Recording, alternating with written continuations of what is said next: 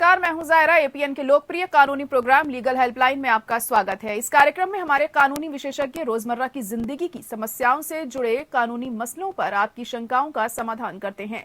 इस दौरान आप फोन करके कानूनी राय भी ले सकते हैं। आज हम लिव इन रिलेशनशिप से जुड़े कानूनी समझौते से जुड़ी जानकारी देंगे और लिव इन रिश्ते से जुड़ी आपकी समस्याओं का समाधान भी करेंगे। बड़े शहरों और मेट्रो सिटीज में लिव इन आम चलन में आ चुका है और इस रिश्ते में दो वयस्क कानूनी तौर पर साथ रह सकते हैं। देश में लाखों की तादाद में ऐसे जोड़े हैं जो बिना शादी के साथ में रह रहे हैं। सुप्रीम कोर्ट स्पष्ट कर चुका है कि देश की विधायिका भी लिव इन रिलेशनशिप का वैध मानती हैं। सर्वोच्च न्यायालय ने साल 2013 में लिव इन रिलेशनशिप को लेकर एक गाइडलाइन जारी की थी। इसमें कहा गया था कि लंबे समय से अपनी मर्जी से खुशहाल तरीके से रह रहे दो युवा लिव इन में रहने के लिए स्वतंत्र हैं। दोनों पार्टनर आर्थिक व अन्य संबंध संसाधन बांटने और शारीरिक संबंध बनाते हुए भी साथ रह सकते हैं। ये रिश्ता भी लिव इन ही कहलाएगा। लिव इन रिश्तों में रहने वाले वयस्क वित्तीय जिम्मेदारियों को भी साझा करते हैं। लिव इन रिश्तों में संपत्ति के मामले में सुनवाई करते हुए सुप्रीम कोर्ट ने साल 2018 में यह भी कहा कि अगर दो लोग लंबे समय से एक दूसरे के साथ रह रहे हैं और उनमें संबंध हैं, तो ऐसे में एक साथी की मौत के बाद दूसरे का उसकी संपत्ति पर पूरा हक होगा। भारत के कानून लिव इन रिश्तों में पैदा हुए बच्चों के हक में हैं। कोर्ट इन रिश्तों में पैदा हुए बच्चों को लेकर स्पष्ट कह चुका है कि लिव इन के कारण पैदा हुए बच्चों को नाजायज करार नहीं दिया जाएगा। साथ ही इन बच्चों को पिता की संपत्ति पर वैसा ही हक मिलेगा जो उसकी शादी से पैदा हुए बच्चों को मिलता है। तो ये तो थी लिव इन रिश्ते से जुड़ी बुनियादी जानकारी। और ज्यादा जानकारी और सलाह देने के लिए हमारे साथ हैं अधिवक्ता चारूवली खन्ना जी। चारू जी आपको लिव इन से जुड़ी तमाम कानूनी पहलुओं की जानकारी देंगे और आपको हक के बारे में बताएंगे। अगर आपका हमारे विशेषज्ञ से कोई सवाल है तो आप फोन करके राय ले सकते हैं। हमारा फोन नंबर है 7065013841 8377009636।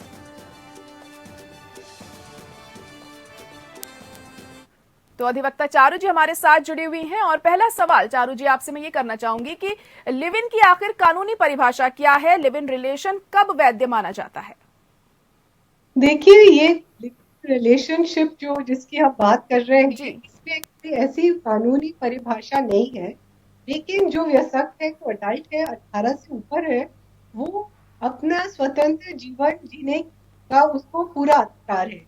चाहे वो किसी दोस्त के संग जिए, चाहे वो और के संग रहे, चाहे 4-5 जने रहे, चाहे वो शारीरिक संबंध किसी के संग स्थापित करे, तो इसमें कोई कानून नहीं है। क्योंकि जब आप वयस्क हो जाते हो, अगर आप कानून के दायरे में रहते हुए अगर आप अपना जीवन व्यतीत करना चाह रहे हैं तो उसमें कोई रोक टोक नहीं है। लेकिन देखा गया है कि बहुत सारे पुरुष महिलाओं को बहला फुसला के एक रिश्ते में ले आते हैं और हमारे देश में जो महिलाएं हैं वो थोड़े सोचा जाता है एक सकारात्मक पेट्रियार्कल सोसाइटी जो है उसमें उनका शोषण होता है। तो उनको इस शोषण और किसी तरह की हिंसा से संरक्षण करने के लिए एक कानून है जिसे हम protection of domestic violence act 2005 कहते हैं या घरेलू हिंसा से संरक्षण अधिनियम 2005। इसमें जो संरक्षण दिया गया है क्योंकि ज्यादातर जो कानून है हमारे देश के जैसे 498 है दहेज के संबंधी है वो सब एक विवाहित स्त्री के लिए। तो इसमें जो परिभाषा की गई है वो ये परिभाषा है कि आपको एक साझेदार, आपने वर्ड यूज किया साझेदार, एक शेयर रिलेशनशिप में रहना जरूरी है। इसके अगर आप प्रावधानों का फायदा उठाना चाह रहे हैं तो यानी कि अगर एक माँ अपने बेटे के घर में रही है वो भी एक शेयर रिलेशनशिप है, एक औरत एक आदमी के संग रह रही है वो भी एक शेयर रिलेशनशिप है, एक शादीशुदा मर्द एक अविवाहित औरत के संग रह रहे हैं वो भी एक शेयर रिलेशनशिप है, एक शादीशुदा औरत एक अविवाहित पति के आदमी के संग रह रहा है वो भी एक शेयर रिलेशनशिप है। लेकिन इसको मैं स्पष्ट करना चाहती हूँ कि it's not only a sexual relationship. जी, आप आए 2 दिन रहे, आपने छुट्टी मनाई, ऐश की और आप चले गए, ये उन रिश्तों के लिए नहीं है। ये कमिटेड रिलेशनशिप जिसमें एक शेयर्ड रिलेशनशिप होनी चाहिए, माने कि दुनिया को आप दिखाएं कि आपका विवाह जैसा एक संबंध है, एक किचन है, आप संग रह रहे हैं, रिश्तेदारी में जा रहे हैं, इस विवाह तो जो वर्ड यूज किया है वो लिविंग नहीं यूज किया है, वो लिखा है विवाहित स्त्री या विवाह जैसा संबंध, relationship in the nature of marriage. तो उनको सबको इसमें संरक्षण मिलता है। जी जी, तो क्या ऐसे में लिव इन रिश्तों को शादी का दर्जा दिया जा सकता है? शादी का दर्जा आपको किसको कहते हैं? आप दर्जा जो कहते हैं विवाह, आपको क्या विवाह से आपको क्या उम्मीद है? विवाह से आपको क्या फायदे हैं? विवाह से एक होता है कि संभोग होता है, दूसरे होते हैं बच्चे होते हैं, तीसरा होता है मेंटेनेंस होता है, चौथा होता है कि आपको जायदाद मिल सकती है। तो ये 4 चीजें हैं। तो संभोग के लिए तो आपको कोई विवाह करने की जरूरत नहीं है। बच्चे अगर आपके होंगे वो जायज माने जाएंगे और उनको पूरे अधिकार आपके पर्सनल लॉ, निजी लॉ के हिसाब से दिया जाएगा।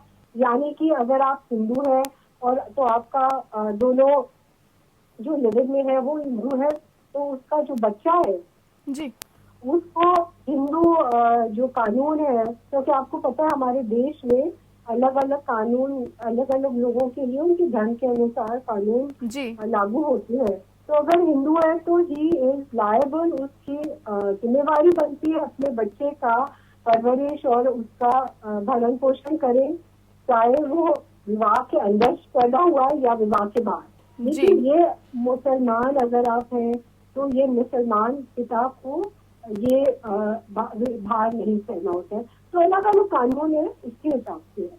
और जो घरेलू हिंसा का प्रोटेक्शन, जो संरक्षण है, ये कोई आप जैसे कह रहे हो ना कि दर्जे की बात है, इसमें हमारा जो मकसद है, जो महिलाओं ने संघर्ष किया, महिला मूवमेंट है, उनका हमारा मकसद है कि कोई भी महिला का शोषण न हो और वो प्रताड़ित न हो और उसके ऊपर हिंसा न हो। तो इस अधिनियम में 4 तरह की हिंसाओं की परिभाषा दी गई है। एक शारीरिक, यौन शोषण, दूसरी मौखिक वर्बल अब्यूज, गाली गलौज करना, दूसरी आर्थिक। तो ये मुझे लगता है आर्थिक और शारीरिक बहुत इम्पोर्टेंट है, क्योंकि बार बार हमारे देश में ये मामला होता है क्यों मैरिटल रेप का क्यों नहीं कानून है, मैरिटल रेप की बात होती है। मैं आपको बताना चाहती हूँ, स्पष्ट करना चाहती हूँ, आपके जो भी दर्शक देख रहे हैं, कि अगर कोई पति भी अपनी पत्नी के संग शारीरिक क्रूरता करता है तो वो इस अधिनियम के तहत फायदा उठा ले सकती है। जी जी, चारू जी, अगर कोई लिव इन रिश्ता जैसे टूट जाता है अगर, तो क्या पुरुषों को भुगतान करने का या मुआवजा देना चाहिए, और अदालत के फैसले इस बारे में क्या कहते हैं? देखिए, कोई भी रिश्ता टूट सकता है, लेकिन ये जो बात देखी जाएगी, जैसे हमने कहा ना विवाह जैसा रिश्ता जी, तो विवाह 5-10 साल के बाद अगर आपके बच्चे हुए, आपने विवाह नहीं किया, हम इसको हमेशा एक मॉडर्न कॉन्टेक्स्ट में देखती है। लेकिन मैं ये आपको बताना चाह रही हूँ कि हमारे देश में बहुत बड़ी आबादी है जो स्लम क्लस्टर्स में रहते हैं, जो माइग्रेंट लेबर है, हमने देखा उनकी समस्या, तो वो आके बड़े शहरों में स्लम्स में रहते हैं और घर बसाते हैं महिलाओं के संग, चाहे उनके गांव में दूसरा परिवार हो जी।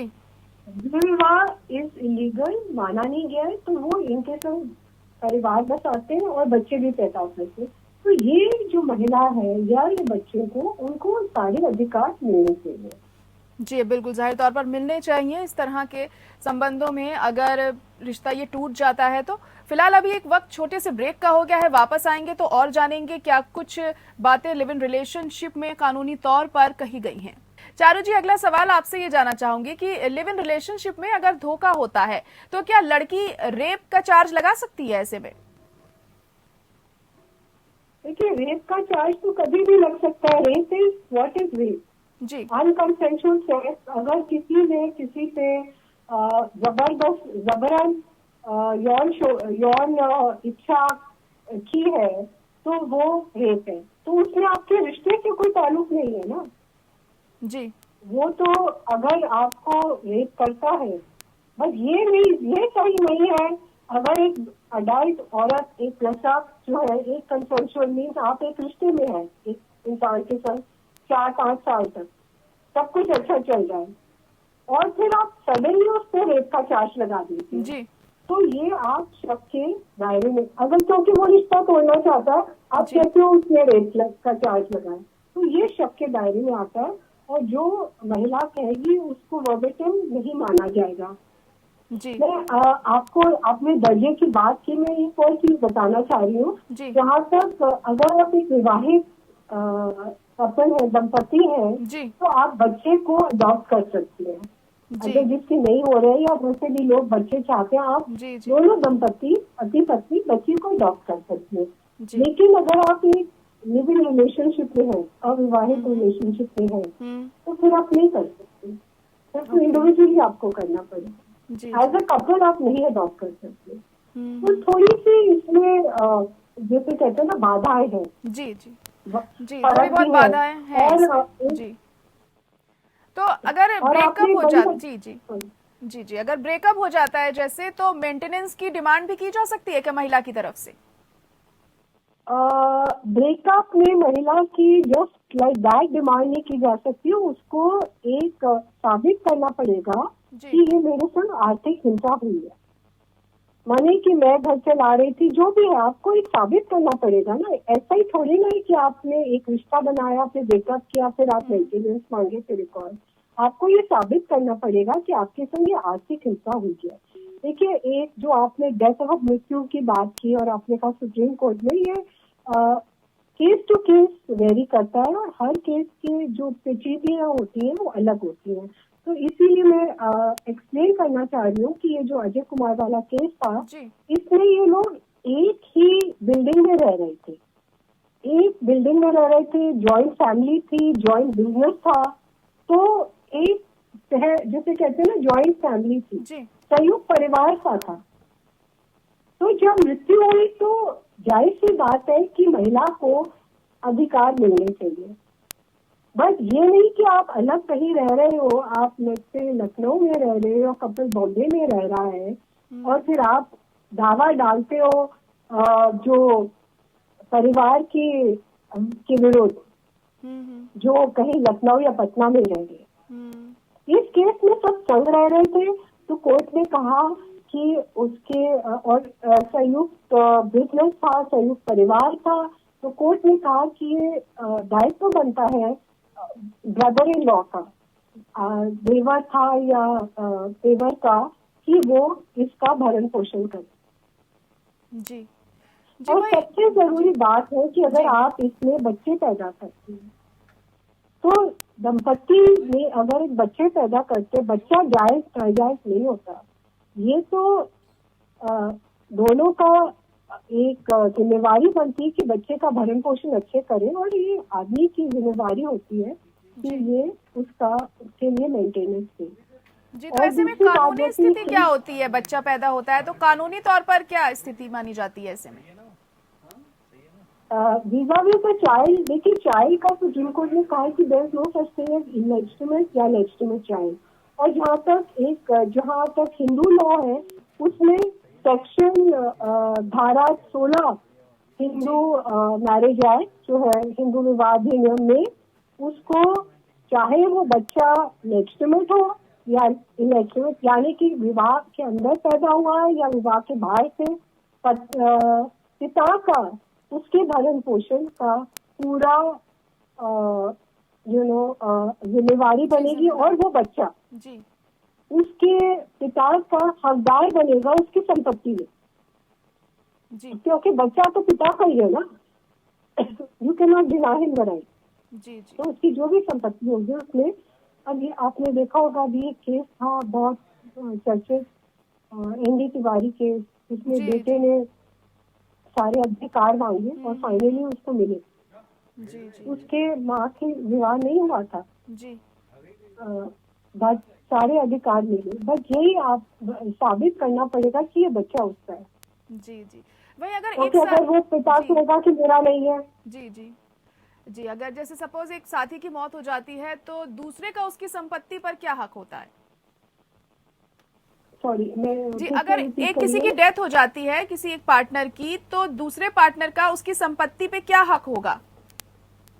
देखिए, अगर एक पार्टनर की डेथ हो जाती है, दूसरे पार्टनर का संपत्ति पे कोई अधिकार नहीं है। लेकिन अगर वो महिला है, ये संरक्षण अधिकार, ये जो अधिनियम है ये सिर्फ महिलाओं को संरक्षण देने के लिए बना गया है। जी तो अगर वो महिला का भरण पोषण वो आदमी कर रहा था और वो एक उदाहरण के तौर अगर हम कहें कि रेंट उसके नाम पे वो रेंट दे रहा था, तो वो महिला कहाँ जाएगी?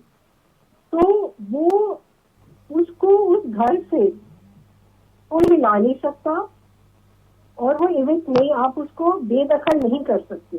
लेकिन उसका मतलब नहीं कि वो अधिकार उसको मिल रहा है। जी कानून में पूरा संतुलन किया गया है।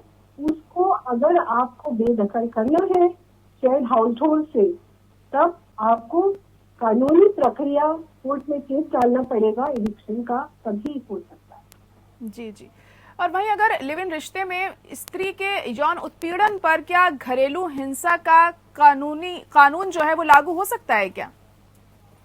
पूरा कानून लागू हो सकता है, चाहे लिव इन रिलेशनशिप हो या विवाहित स्त्री हो।